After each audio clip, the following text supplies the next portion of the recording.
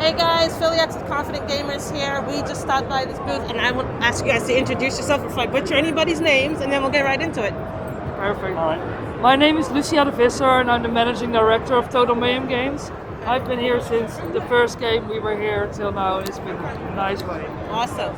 All right, and I'm Geoff. I'm the executive producer. And I've actually been the teachers of the students that made the project that started movie here. Oh, awesome. And so now I have to admit, this is the first time I'm exposed to this game. All right. And so now I'm understanding this is number 4 in a series? Yeah, watch out, it's contagious. Oh, well that's good, because I'm thinking, should I start with game 1? And if so, can you tell me a little bit about the story and how it got started? Well, it's difficult because this game you can completely just start without having knowledge of the other games. Okay, good. We designed it in a way that you feel like you have a wholesome experience. But if you really want to have all the knowledge from beginning to end, then of course we say just play it the first 3 first.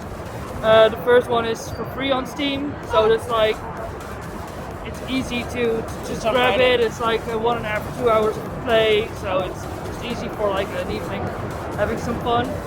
But it's not specifically necessary. The story of the game is about we start as some explorers in a base camp. You're like on an expedition camp in the Antarctics. Very weird Antarctics, and then this, but yeah, it'll make sense later. Yep. You're on an expedition team, and one day you get stuck in like this gigantic blizzard, and it's kind of a flight or die situation. You get frostbite and you're scared, and then you split up from your group. You were 4 and you end up with 2. Okay. You walk in the blizzard, and then in the distance you see like this big castle, and you're like, castle? But wait, where are we? In the middle of nowhere. In the middle of nowhere, and there's Yeah. a castle. It does not make sense. But maybe it does. Yeah. So you decide, am I gonna die outside or just enter this weird magical castle? Of course you don't want to die, so you go in. Maybe it was a bad idea. Now you try to get out. Okay. Cool, I love it. And now, I understand, so this new one, it's co-op. Is that the same theme? So each one of them it's co-op puzzles, right? Yeah, it's All the games are exactly the same premise. You always play with 2 players, co-op. And it's asymmetrical puzzle game. So that means that it kind of feels like an escape room. You want to get out. But it's always one player is in a room, has some clues, and he can help the other player progress. And once he progresses, he finds out new material that he needs to communicate to his friend in order to solve his puzzle. So it's not like one player is the big brain and the other is just a follower. Both players need the puzzle, both players make progress. Okay. We try to balance that out as much as we can. Yeah.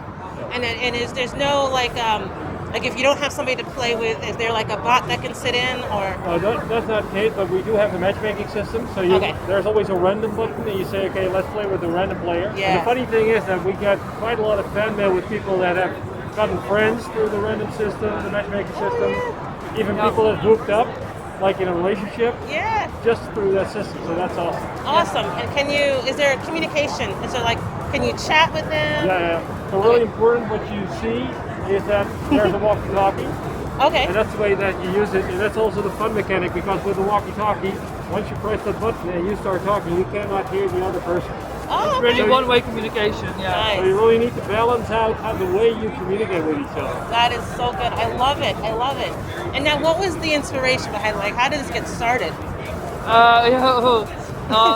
Because it's like we were students and we had this. The beautiful thing is when you're in college and you can try something out is that you have no real restrictions. But nothing. If it goes bad, then it's just a grade. It's just school, but there's no professional setback you can get from it. Yeah. So we really had the feeling like we can do something that really it's like our artistic vision. It's something that we want to communicate, and you have no boundaries really, but except for it has to be a 3D platform game. You have to put it on Steam. You can get some extra points from getting things like multiplayer or matchmaking systems, blah blah.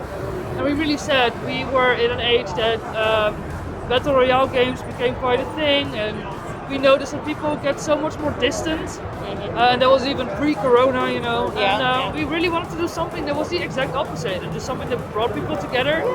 We were really fond of the idea that you start a journey with someone else, and that you just have this specific custom experience between you and someone you want to play with. Yeah.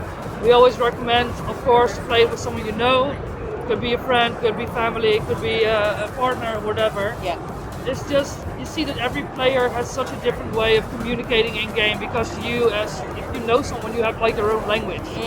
Yeah. And that's something that we really wanted to do. Like, build a game that brings people actually together in game and not fight against each other for the last spot. I Not love it.